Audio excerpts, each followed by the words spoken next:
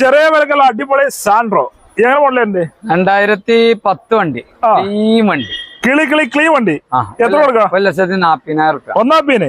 Okay. അതേമാതിരി ഈ Swift ആണ് 2010 സ്വിഫ്റ്റ് 2,400 റുപ്യക്ക് 2010 സ്വിഫ്റ്റിന് കൊടുക്കാം. ഈ സ്വിഫ്റ്റ് 2014 ഡിസയർ. സ്വിഫ്റ്റ് ഡിസയർ എത്ര കൊടുക്കാം? 4,20,000 റുപ്യാണ്. 4,20,000 മാക്സിമം ലോണ്.